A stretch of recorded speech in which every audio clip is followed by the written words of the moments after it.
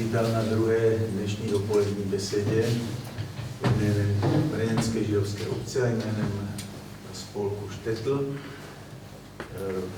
Beseda je do jisté míry opakovaná, ne tedy zcela přesně, bude záležet taky na vašich dotazech. A konkrétně vše vám řekne rabín Brněnské židovské obce, pan Menašek. Dobrý den ještě jednou a já tady vítám pana rabína Pinchase Goldschmidta, vrchního, možná bývalého vrchního rabína Moskvy a předsedu Konference evropských rabínů, což je největší organizace sdružující rabíny skrz vlastně všechny evropské země. I would like to welcome you, dear Rabbi. I introduced you as a chief or maybe former chief rabbi of Moscow and the head of the Conference of European Rabbis. Thank you for being here with us. Thank you for inviting me.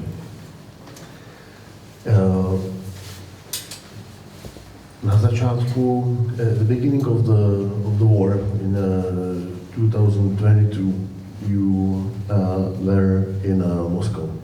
We discussed on Friday, maybe there is someone who heard our discussion, that you knew what is going to happen. Could you describe for us the feeling in the Russian Jewish community before the war, or your personal feelings before the war? A day before the war started, I had breakfast with the Israeli ambassador, as well as a very important member of parliament of the Russian parliament. And both of them said, well, there's not going to be war, maybe there is going to be incursion into Donbass, but nothing really serious, nothing really earth-shattering.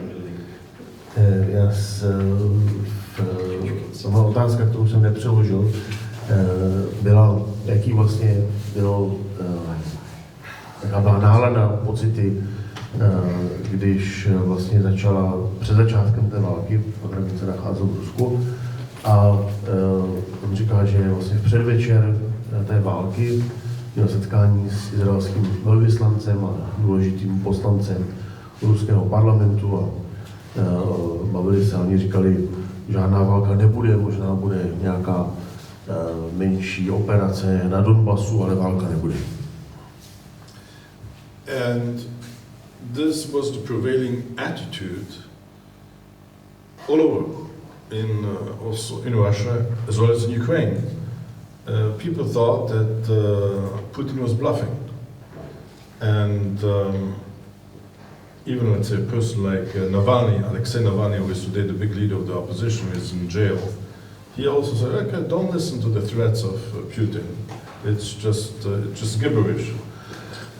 Takhle si to představovali, tak tu situaci vnímali vlastně všichni. Mysleli si, že se jedná o to, že Putin blafuje, že to jsou výhrušky. Dokonce i Alexander Navalny, významný představitel ruské opozice v současné době ve vězení, tak říkal, neposlouchejte, to jsou jenom řeči. The chief of staff of Alexei Navalny is a Jew, is a religious Jew, a member of our community, and he wrote a book in German now about the war. The first two chapters, he's trying to explain why they were wrong in predicting that there is not going to be a war.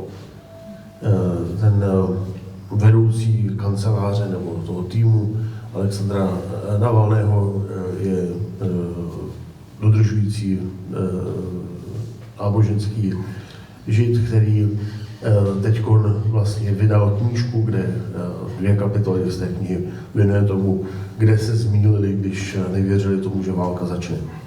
In short, what you said, it was such a non-rational decision that they thought a person as rational as Putin was not going to take such a decision.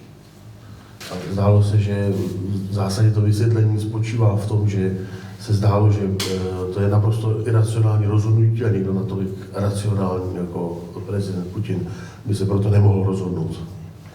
I thought differently.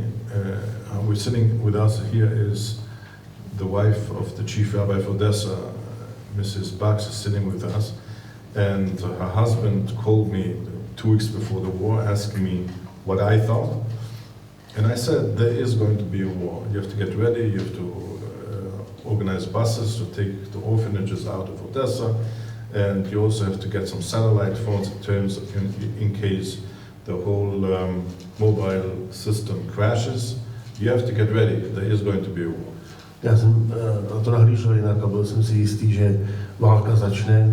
Společně s námi tady sedí paní Bakštová, manželka pana rabína Bakšta, vrchního rabína Oděsy, který 2 týdny před začátkem té války volal panu rabínu Goldschmidtovi, ptal se ho, jestli bude ta válka. On říkal, ano, bude, připravte si cestu, jakým způsobem budete evakuovat sirotčince, protože to je v Oděse, se mu věnují. Připravte si nějaký satelitní telefon, abyste v případě, že nebude možné komunikovat, měli způsob, jak komunikovat. And why?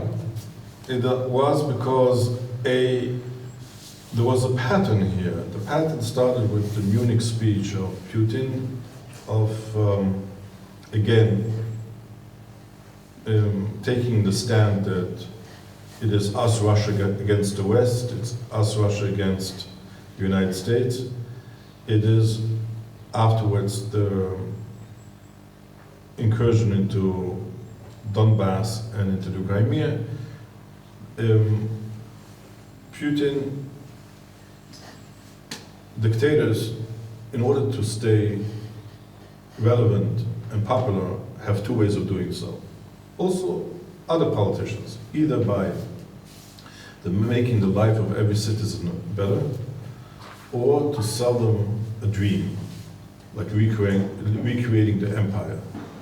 And in 2014, Putin decided that he's going to go the second way. He is going to promise the Russian people to recreate the lost empire of the Soviet Union. To moje přesvědčení vycházelo z toho, že už delší dobu prezident Putin, ať to bylo v Mnichově na konferenci a na dalších místech, tak mluvil o tom, že ten spor je mezi námi, Ruskem, Rusy a Západem, Spojenými státy. A v zásadě lídři společnosti, politici mají 2 způsoby, jakým zůstat u moci. Jedním způsobem je zlepšit podmínky života lidí v té zemi, které vládnou, a druhá možnost je těm lidem prodat určitý sen. A ten sen, který se rozhodl prezident Putin prodávat, je sen o znovu vytvoření impéria Sovětského svazu. But the Russian government, the Kremlin, as well as other analysts from the West in Washington, were of the opinion that this war is going to be a very short one. It's going to be between 3 days and 1 week. And they're going to retake Kiev through parachutists, and Zelensky is going to run away. And then it's only a question of time till Ukraine is going to be part again of the Russian Empire. Analytici na západě a v Kremlu předpovídají, že ta válka bude velice krátká, že bude trvat 3 dny, týden, že se vstoupí do Kyjeva, obsadí se a všechno se zhroutí, prezident Zelenský uteče a Ukrajina se stane součástí toho impéria znovu. Now, I have a friend in the White House. She is now the head of domestic policy, the job Susan Rice used to have. Her name is Neera Tanden. She's like of Indian descent. And she told me that they were sitting in a Security Council. They were convinced it's a question between 3 days and 1 week till Ukraine is going to be part of history, part of the past. Měl jsem dokonce rozhovor s osobou z Bílého domu, forgot the name. Neera Tanden. A Neera Tanden, která zastává důležitou pozici v Domestic Office a Domestic Affairs. A ona říkala, že to skutečně bude trvat 3 dny, že Ukrajina se sesype a do týdne je Ukrajina historií. So what happened? What happened is, it happens sometimes in history, that one person, through a few words, is changing the course of history. And Vladimir Zelensky, the president of Ukraine, when President Biden offered him a flight out of Kiev, he told him, I don't need a ticket, I need guns. Někdy se stane v historii, že jenom pár výrok určitý prostě změní směr historie, když prezident Zelenský byl nabídnuto, aby se evakuoval prezidentem Bidenem, tak pronesl tu slavnou větu, nepotřebuji odlet, potřebuji zbraně. So he was able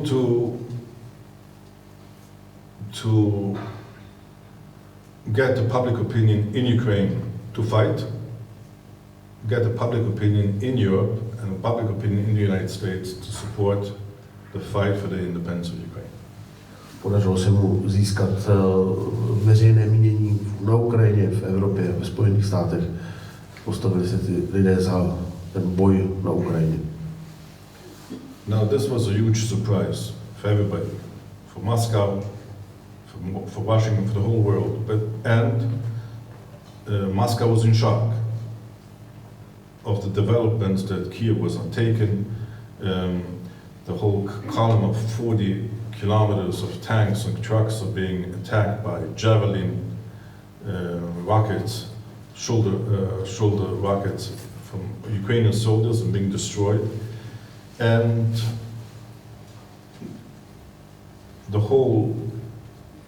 the avalanche of sanctions of the West against Russia was shocked the Russian leadership. A to, co se odehrálo dál, tak bylo šokem pro Moskvu, která byla naprosto zaražena tím, co se odehrálo, ty známé události, 40 kilometrů dlouhá kolona tanků, které byly postupně ničeny s protitankovými střelami a ta lavina sankcí, které se nahrnuly na Rusko. Thousands of people went to protest in the streets in Moscow. They were right away arrested. Draconian new censor, all the media from outside of Russia was censored, Instagram, Facebook, Twitter, and the country changed overnight. A tisíce lidí v Moskvě vyšlo do ulic protestovat, okamžitě byli zajati a nastaly drakonické cenzorské zásahy, veškerá média, včetně Instagramu, Facebooku, Twitteru, vše bylo velice cenzurováno a země se změnila přes noc. Draconian new laws were passed that if you call this war a war and not a special military operation, you could be sentenced to 15 years in jail. A mezi ty drakonické opatření, která byly zavedena, tak je třeba zákon o tom, že ten, kdo tu věc nazve válkou a ne speciální vojenskou operací, tak může skončit na 15 let ve vězení. So basically the regime understood that it made a huge mistake. They never expected those kind of sanctions, they never expected such a resistance, and the regime started to fear for its own survival. A ten režim, který panuje v Rusku, tak byl zaražen tou ruskou reakcí a začal se obávat o svou vlastní existenci. So they wanted to get support from civil society. They ignored civil society for the last 20 years, but suddenly they remembered the civil society, the religious leaders, and they went and started to put pressure on leaders of civil society and religious leaders that they should openly, officially support the war. A v ten okamžik vlastně si ten režim rozpomněl na občanskou společnost, na náboženské organizace a přestože předtím 20 let zcela ignoroval, tak teď začal vyžadovat otevřenou podporu tomu válečnému úsilí od těchto představitelů. And they also came to the Jewish leaders. It was very important to hear the Jewish leaders for the government. Why? Because in the Russian propaganda, this whole war was a war against the neo-Nazis in charge of Ukraine. It's a continuation of World War II, of the Soviet Union against Nazi Germany. It's just the second wave, the continuation of the same war of Russia fighting the Nazis in Ukraine. A ten hlas židovských představitelů byl pro ten režim obzvlášť důležitý, protože vlastně to, jak se to Rusko snažilo vykreslit, bylo, že je to boj proti neonacistům, kteří ovládli Ukrajinu, takže vlastně se jedná o pokračování druhé světové války, kdy Sovětský svaz bojuje proti nacistickému Německu, že to je pokračování tohoto. And in order to help this fictitious propaganda, of course, it was important to hear the Jewish voice, because the Jews have to be, of course, on the side of the anti-Nazis, not on the side of the Nazis, right? And they had a problem, because Zelensky was Jewish. A tady v tom příběhu, který se snažili vyprávět, tak ten židovský hlas byl dost zásadní, protože Židé samozřejmě nebudou na straně neonacistů a celý ten příběh měl velký problém například s tím, že prezident Zelenský sám je Žid. So Foreign Minister Lavrov came up with the genius idea that, yeah, the biggest Nazis were, Hitler was also Jewish. A aby se to nějak vysvětlilo, tak ministr zahraničních věcí Lavrov řekl, že vlastně Hitler byl taky Žid, takže to nerozporuje ten příběh, který se snaží vyprávět. So we in the Jewish community, we decided we're not going to support the war, we're not going to come out against the war, because it meant arrests, and we decided to keep quiet, the whole leadership. A vedení židovského společenství, židovské komunity v Moskvě, v Rusku, se dohodlo, že tu válku nepodpoří, ale zároveň zůstane sticha, nebude se vyjadřovat nijak, protože aktivní vystoupení proti válce znamená, že ty lidé byli zajati, takže se rozhodli, že se k tomu nebudou vyjadřovat. But after a few days, seeing the millions of Ukrainian refugees, the bombing of Ukrainian cities, the tens of thousands of Jewish refugees, I decided that keeping quiet is not good enough. We have to speak out. A už po několika dnech vlastně ta operace, kdy bylo zřejmé, že zde jsou miliony uprchlíků a tisíce mrtvých a padají bomby v neskutečném rozsahu, tak jsem se uvědomil, že mlčení není dostatečnou reakcí, že to nejde. But I knew that once I speak out, I have to leave Russia. I cannot stay. Ale bylo mi jasné, že ve chvíli, kdy se vyslovím proti, tak už nemůžu zůstat v Rusku, musím odejít. So after I came to Russia in 1989, still in Soviet times. Do Ruska jsem přišel ještě v roce 1989, ještě v době Sovětského svazu. It was the end of the Gorbachev years of the perestroika and glasnost, and I came to rebuild the Jewish community after 70 years of communism. Byl to konec Gorbačovovy éry, glasnosti a perestrojky a přijel jsem do Moskvy znovu budovat židovskou komunitu. Po 70 letech komunismu. We built from zero, we built schools, kindergartens, synagogues, old age homes, political organizations during the last 33 years, which could have been could have been really the years of Jewish Renaissance in Russia, in Ukraine, and all other ex-Soviet republics, as well as the ex-Warsaw Pact countries. A za těch 32 let, co jsme budovali tu komunitu v Rusku, tak se nám podařilo postavit školy, instituce, domovy důchodců, politické organizace. Bylo to 32 let, které mohly být a částečně byly renesancí židovského života v tom bývalém Varšavském paktu, v zemích bývalého Varšavského paktu. At that moment I decided also that words are not enough. Judaism is not a religion just of belief. Religion of Judaism is a religion of deeds, of doing something, mitzvah, always to do something. Believing is not good enough, so we decided with the Conference of European Rabbis to found a special foundation to help the refugees from Ukraine. Protože v židovství věříme, že nestačí jenom věřit v to, co se má udělat, ale je potřeba konat, něco udělat, tak vlastně v konferenci evropských rabínů jsme vytvořili speciální nadaci na pomoc ukrajinským uprchlíkům. On the 7th of March, 2 weeks after the war started, my wife and I, we left Moscow, just each one with one suitcase, and there were no direct flights anymore. Through Istanbul, we continued to Eastern Europe to visit the refugees from Ukraine. To see what we can do to help.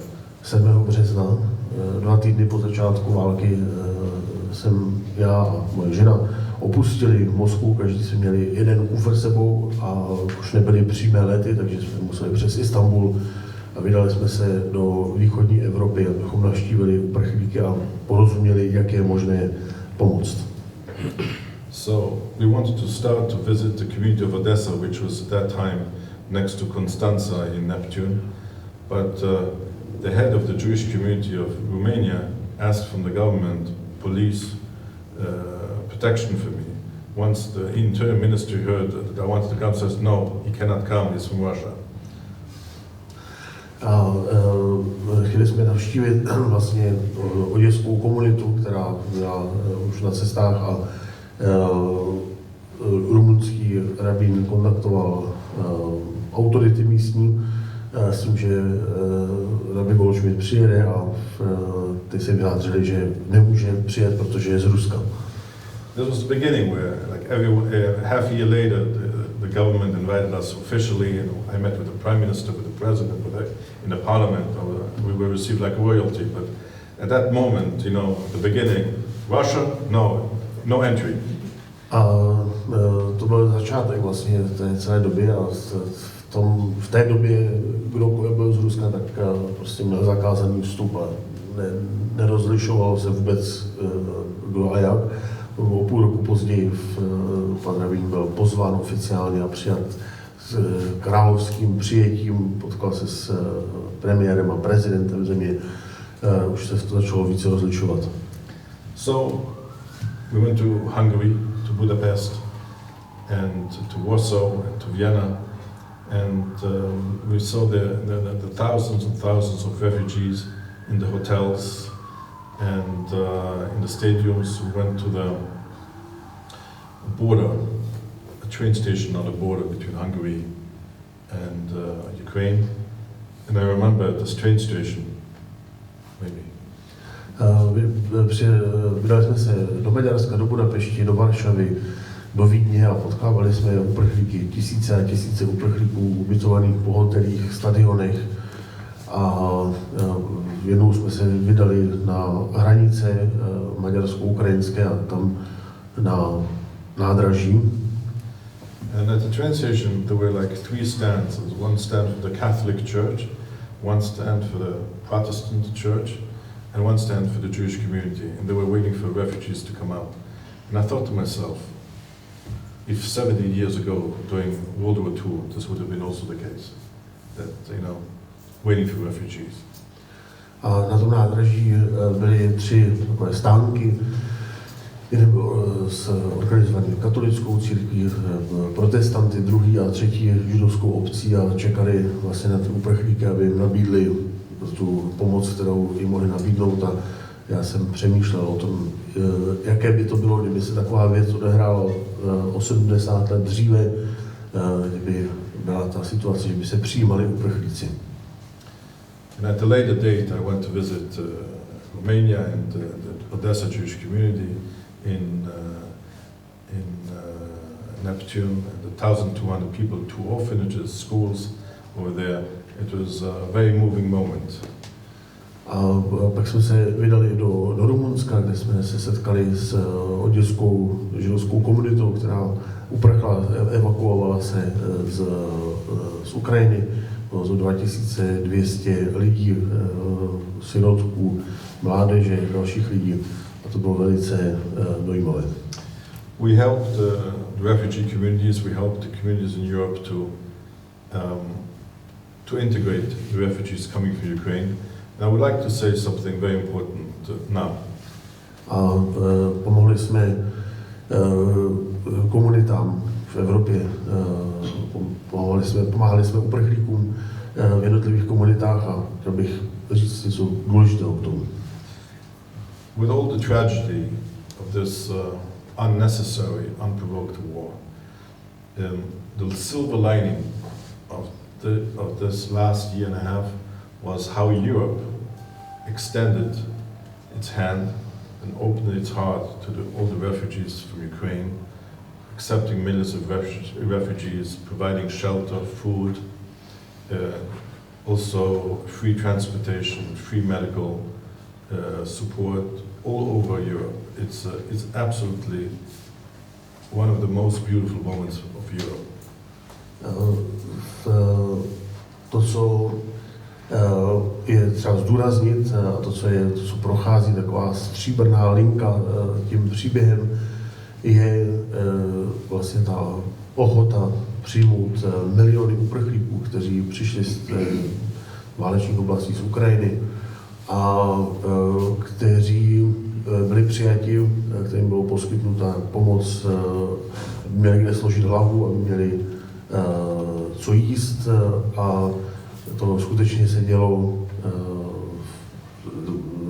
zdravotní péče a další služby, které skutečně se těm lidem pomohlo a to je okamžik, který je krásným okamžikem Evropy. And as well as the way the Jewish community came forward, and what's something very interesting happening, the Jewish communities saw this moment not only as extending help to their brothers and sisters from Ukraine, many communities felt that since the Holocaust, many communities were decimated and became much smaller, that this is an opportunity to make those communities bigger by having the refugees from Ukraine maybe stay. Vlastně to se týká taky židovských komunit, které nejenom, že se věnovali vlastně, nabídli tu pomoc svým bratrům a sestrám, ale navíc taky mnoho komunit v místech, kde ty komunity byly velice zdecimované, zničené v holokaustu, tak to vnímali jako příležitost toho, že vlastně ty židovští uprchlíci z Ukrajiny by v těch jednotlivých komunitách mohli zůstat a ty komunity vlastně posílit. You know, going to Germany, synagogues in all the cities, Munich and Frankfurt and every evening there's dinner for anyone who wants to come and have dinner. Any refugee can come in. You're not asking questions. You're Jewish, you're not Jewish, you have Jewish. People can come in and without being asked questions and eat. This was really a very beautiful moment for Europe and also for the Jewish community.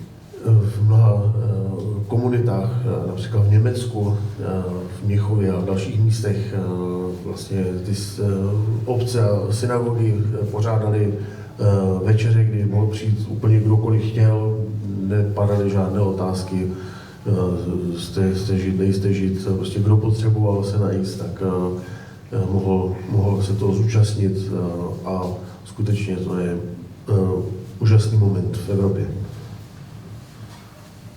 Okay, so actually you answered part of my next question. My question was really about the civic society and the Jewish religious leaders in pre-war Russia. Was there like, I can't imagine living in Russia.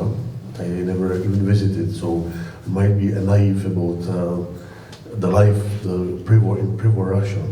But was there, I know there was Navalny and others, but was there like a theoretical possibility for the civic society and religious leaders to have their word or to say something about what's happening? Ta moje otázka byla, že přestože jsem Rusko nikdy nenavštívil, možná ten můj pohled je naivní, vlastně v té předválečné situaci, jestli představitelé občanské společnosti a náboženských společenství, jestli měli nějakou možnost se vyslovit k té situaci, jestli to vůbec bylo možné. In Russia, one of the sayings in Russian, I'm sorry, I'm going to repeat it. It's just, it's not that I identify myself with it, but it reflects a certain reality in Russia. Is that public opinion is the opinion of those who don't count. V Rusku se říká, a já se s tím nestotožňuji, ale do určité míry to reflektuje tu situaci, která v Rusku skutečně existuje, že veřejné mínění je mínění těch, na kterých nezáleží. So, under Yeltsin, there was a chaotic democracy. When Putin came to power in the year 2000, he turned this into an authoritarian, in the beginning a soft authoritarian, then a hard authoritarian, and which means that all of civil society, including religious leaders, were depoliticized, were not allowed to deal with politics, to involve themselves in politics. This was the status quo, the modus operandi between the government and the people. You do your business, you live your lives, and you don't deal with politics, we deal with politics. The moment you're going to start dealing with politics, the next day you either have to leave the country or you're in prison.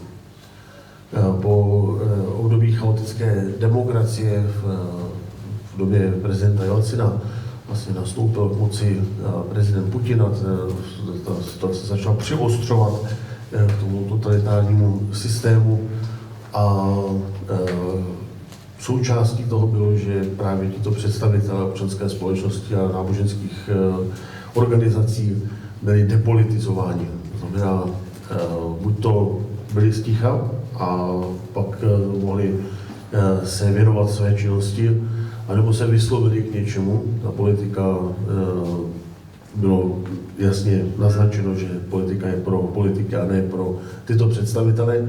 A pokud se někdo vyslovil k něčemu, tak buď to musel Rusko opustit, anebo skončil ve vězení. And the way the government controlled society was through the FSB, which is a successor organization of the KGB. Every business and every community, religious community, has a curator from the special services, and they are involved in controlling and monitoring these organizations. And they have informants from inside the organization's businesses who work and inform to the government. Meaning that I knew that every time that I gave a speech in the synagogue, it was registered and it was, and I knew the authorities would hear about it. Ten způsob, jak to konkrétně bylo uplatňováno, bylo skrz dohled FSB, což je vlastně nástupce KGB. Každá z těch organizací, dokonce jako nějaký podnik, každá tato instituce má někoho, kdo na to dohlíží a zároveň v těch komunitách jsou informátoři, kteří dohlíží a informují. A takže například, kdykoliv pan rabín měl proslov v synagoze, tak věděl, že ten proslov je zapsán a autority vědí a studují, co tam pronesl. And the way the FSB used its power to control is that, for example, many rabbis and cheaters were not Russian citizens, so whoever did not follow the party line was expelled, his visa was cancelled. Jedním ze způsobů, jak kontrolovat tu situaci v židovské komunitě, bylo to, že mnoho rabínů, kteří působí v Rusku, tak nemají občanství, jsou to vlastně lidé, kteří přicházejí zvenčí a ve chvíli, kdy nesplňovali požadavky té politické linie, stranické linie, tak prostě byly zrušeny víza a byli vypovězeni ze země. Or more drastic, they used to close down organizations which they don't like. Or let's say the organization wanted to start a synagogue somewhere and the FSB came and said, we are against it. Nebo ještě drastičtější podoba této kontroly spočívala v tom, že třeba se rušily celé organizace. Někdo chtěl začít třeba postavit synagogu a FSB přišli a řekli, to nechceme, to se nestane.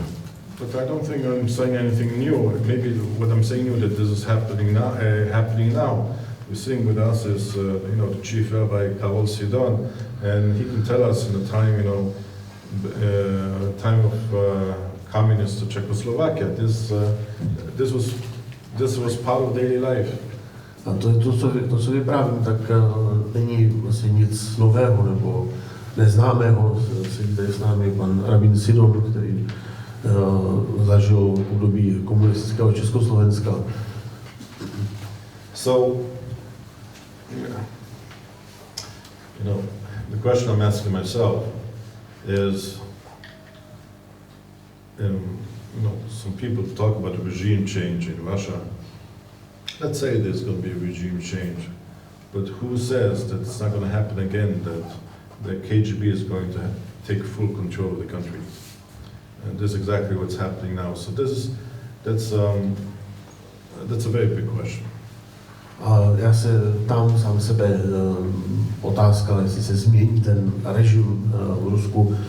Třeba se změní, ale možná to bude, že KGB převezme ten stát, což je, co se děje teď.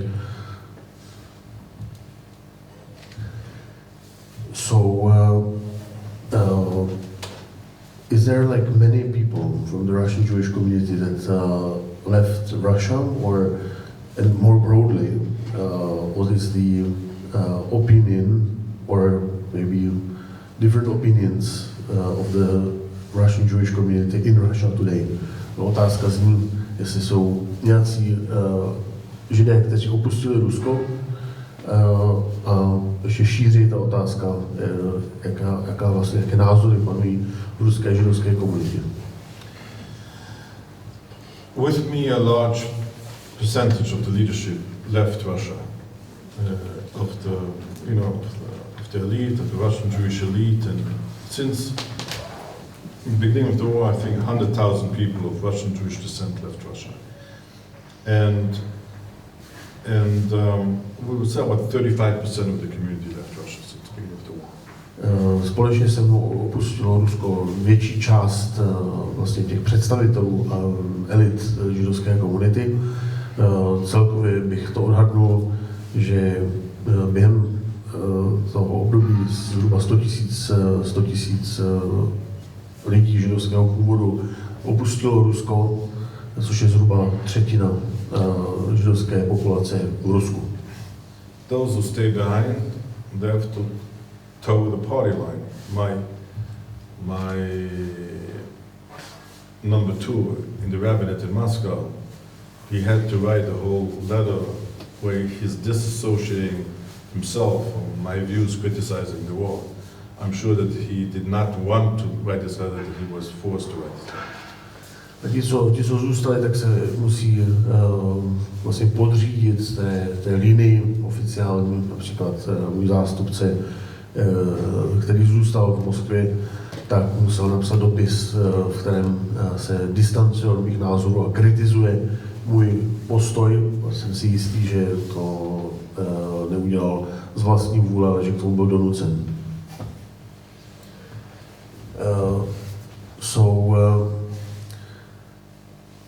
Is there, like, for the Conference of European Rabbis, do we have like any estimates about the Jewish refugees in Europe, and are they staying or are they moving to Israel, or what is the situation? Otázka moje je, jestli konference evropských rabínů, jakožto vlastně největší organizace svého druhu v Evropě, má přehled o tom vlastně, kolik třeba židovských uprchlíků je v Evropě a jak se o ně postará. Most of the Ukrainian Jewish refugees moved to Europe, not to Israel. I think only 13,000 moved to Israel. And many of them, okay, I would say that 70 to 75% of the refugees are women and children. The husbands, fathers stayed behind in Ukraine because whoever is between the age of 18 and 60 was not allowed to leave the country. Podle našich údajů menší část těch židovských ukrajinských uprchlíků odešla do Izraele, zhruba 13 000, naprostá většina zůstala v Evropě a z větší části, 75% zhruba těch uprchlíků jsou ženy a děti, protože muži ve věku 18 až 60 let nemohou opustit Ukrajinu. According to our information, a very big percentage of these refugees don't want to go back, even if the war is going to finish. Podle našich údajů, podle toho, co víme, tak velká část těch uprchlíků se na Ukrajinu nechce vrátit ani po konci války.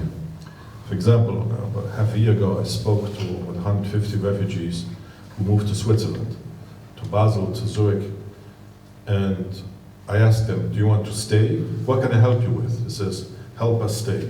Help us get permission for residence in Switzerland. They all want to stay. So I think this is also happening in Germany to an extent, to a big extent, because the refugees are getting a lot of support from the state. A vlastně nedávno jsem měl setkání se 150 uprchlíky ve Švýcarsku a ptal jsem se, jak vám mohu pomoci, odpověděl, pomožte nám, abychom tady mohli zůstat, abychom získali povolení k pobytu. Podobná situace je i v Německu. Regarding the Russian refugees, the Jews who left, I called on the Jews to whoever can leave should leave. We think about 100,000 left, so I think about 70,000 moved to Israel. Almost none moved to Europe because it's impossible for Russian citizens to get today. It's very difficult to get visas to Europe. And about 20,000 moved to the Emirates, to Dubai. A co se týká ruských židů, tak z těch 100 000, co odešlo, tak asi 70 000 odešlo do Izraele.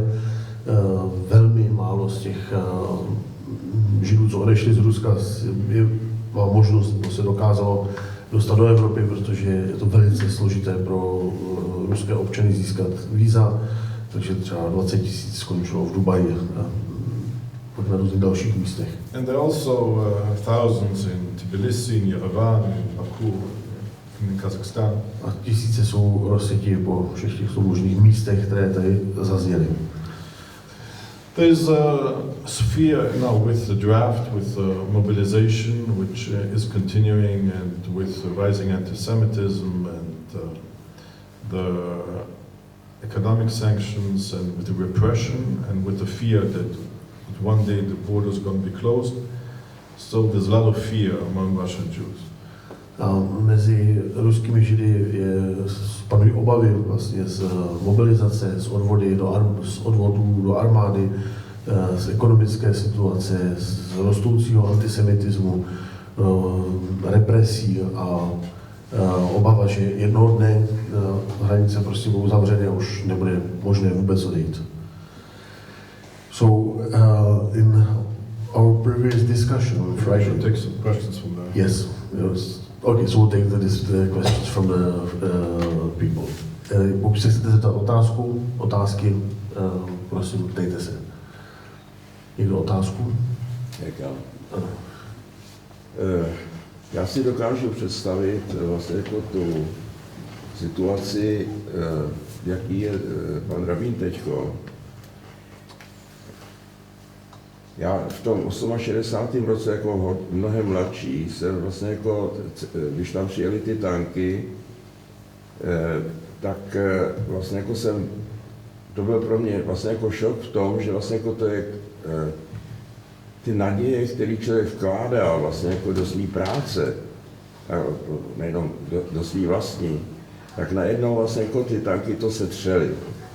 A tady vlastně jako, já si vzpomínám, když jsem byl poprvé v Moskvě, setkali jsme se tam a já jsem tam v podstatě jel kvůli němu a kvůli tomu, abych viděl, jak se dělá škola. Takže jsem byl v Polsku a potom vlastně jako jsem to viděl, tak trošku jsem mu záviděl, že to tam všechno tak už funguje, co my jsme museli teprve vytvářet. A vlastně jako si uvědomuji vlastně jako tu práci, kterou osobně do toho musel prostě jako vložit, do toho obnovit toho života v té Moskvě nebo v tom Rusku. A najednou prostě jako vlastně jako vidí, že to je prostě jako všechno v háji. Jo? Jak vlastně jako se s tímhletím vyrovnává, s tím, jo, je to sice úplně celý jinak, tanky nejsou v Moskvě, ale na Ukrajině, ale vlastně jako stejně vlastně jako jsou přítomní v té Moskvě. Okay, so the question is, Rabbi Sidon remembers that in 1968, when the Russian tanks came to Prague, they wiped out all the work that he did, that people did. They lost the thing. He remembers that he traveled to Moscow as already a rabbi of Prague and chief rabbi of the country, actually to meet you, Rabbi, and to see how the school should be built. And he was a bit jealous of all the achievements that he already did, the rebuilding of the Jewish life on the ruins that were there. And how does it feel to have so much of the work, and the situation is different? Tanks are not in Moscow, they're in Ukraine, but in a way it's a similar situation of losing, you know, the work that was done. Or is it? I think that being Jewish,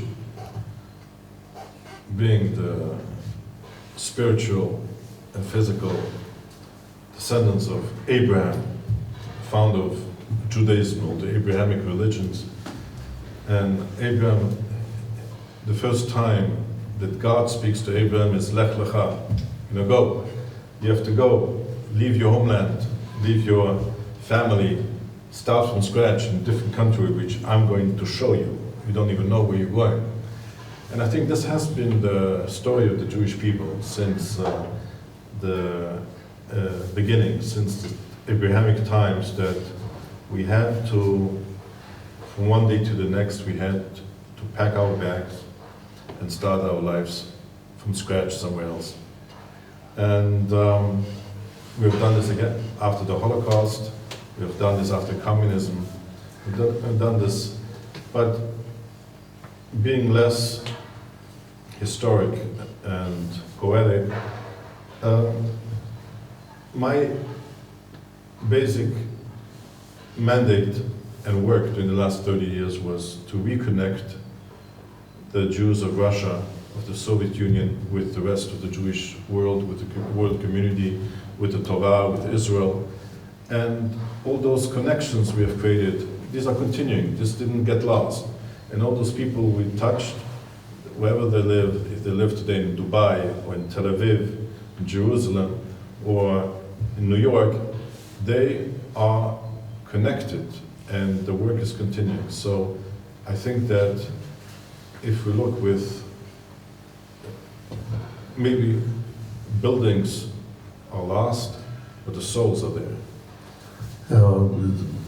Jako potomek fyzicky i na duchovní úrovni praotce Abrahama, Je to židovský příběh, který se odehrává stále dokola. Vlastně to první, co Abraham slyší, je odejdi, vyjdi na cestu, šel se vzdej, zanech za sebou svůj dům, své město, svou rodinu, vydej se na cestu do země, kterou ti pak ukážu v budoucnu. Ani nevíš, která země to bude, ale vydej se na cestu. Je to příběh, který prochází židovstvím a opakuje se to znovu vybudování, to, co se podařilo po holokaustu, po komunismu, znovu budovat židovský život. Ale pokud bych měl odpovědět méně historicky a politicky, tak ta práce těch posledních 30 let byla především o navázání kontaktu, spojení ruských židů s širším židovským světem. Budovy jsou ztraceny, to je pravda, ale toto spojení zůstává z lidí, kteří odešli a jsou v Dubaji nebo v Tel Avivu, v Jeruzalémě nebo v New Yorku, tak to spojení zůstává, ta práce zůstává smysluplná. Budovy jsou ztraceny, ale duše zůstávají. And I think what is important is also something else. There's a moment in any religious leaders, any rabbi, when you see that the situation has changed, the political system has changed, and you have to tell the community there is no future where we are. We have to look for greener pastures. Unfortunately, in history, many times the rabbis stayed silent when they should have said, it's time to go. A další věc, která je podstatná, byla zmíněna, že ten náboženský lídr, rabín, by měl rozeznat, kdy je potřeba říct, je potřeba se přesunout na zelenější pastvinu, kde to bude lepší. A na neštěstí v historii častokrát někdy se stalo, že rabíni ten okamžik nerozeznali. Místo, aby prohlásili, je čas odejít, tak to neřekli včas.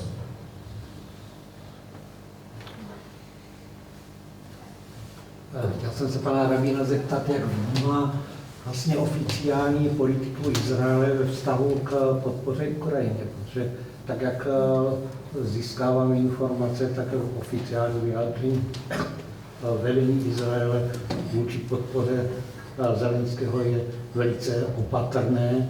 Zřejmě je to asi v takovém tom širším kontextu Izraele postaveného, položeného jako v tom arabském světě. Question is, how do you think about, what do you think about the Israeli reaction and the relationship to the Ukraine and its president Zelensky that is maybe troubled by the neighborhood where Israel is, or what do you think about it?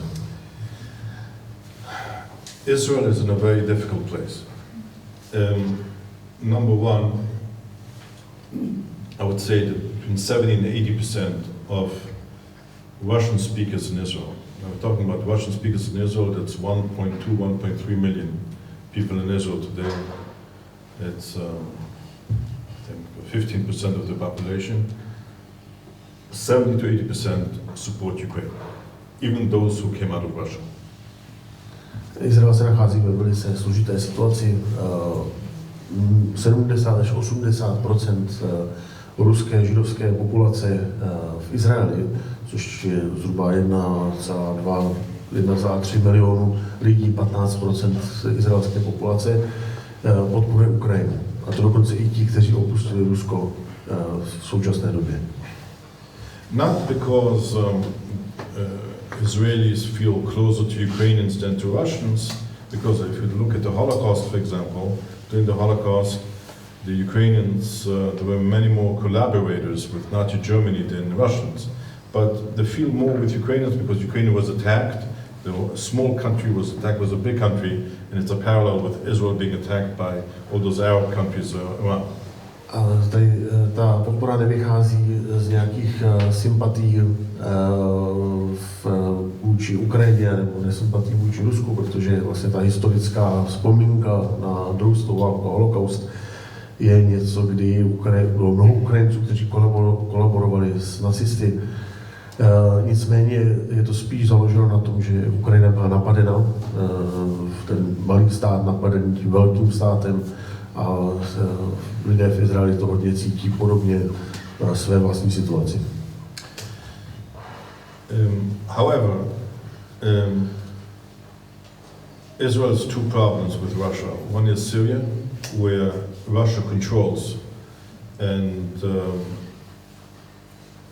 Israel can only bomb Iranian army formations and rockets because the Russians gave permission to do so. So, to some extent, the security of the citizens in northern Israel is dependent on this Israeli-Russian agreement.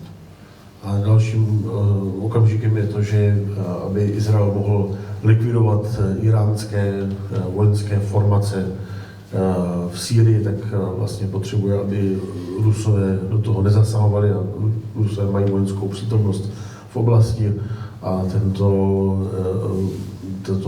tato dohoda izraelsko-ruská je pro bezpečnost občanů Izraele severního zásadní.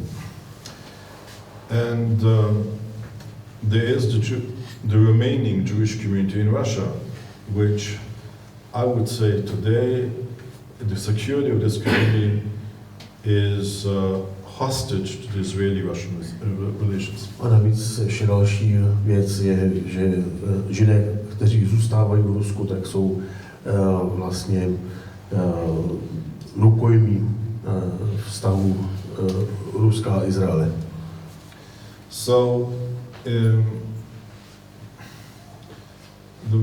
the moment Israel is making noises to support, Israel is giving some humanitarian support to Ukraine, but it's not military support. But the moment Israel is doing more, the same moment the Russians are putting more pressure on the Jewish community in Russia, for example, closing the Jewish agency. A vlastně kdy Izrael se jenom jako ozve nějak a Izrael poskytuje humanitární pomoc na Ukrajinu, kdy začne se nějak ozývat, tak v Rusku je zvýšen tlak na židovské komunity, například je zavřená organizace Jewish Agency. So this is the problem.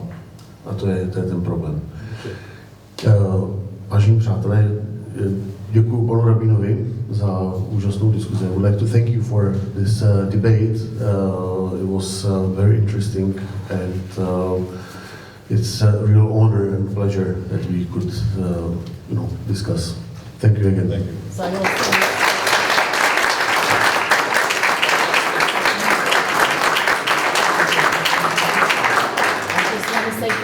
From the refugees side. Without Rev. Goldschmidt's help and the CR, we wouldn't have survived the running away from Ukraine and coming to Romania, not knowing where we were going to sleep at night, and then just with the help we got, so we survived. Paní Bakštová chce poděkovat panu Rev. Goldschmidtovi za vlastně tu pomoc ze strany uprchlíků, protože říká, že bez pomoci Konference evropských rabínů by to stěží vůbec dokázali tu evakuaci všech těch dětí, najít místo, zachránit se. Ta pomoc byla zásadní a děkuji za ní.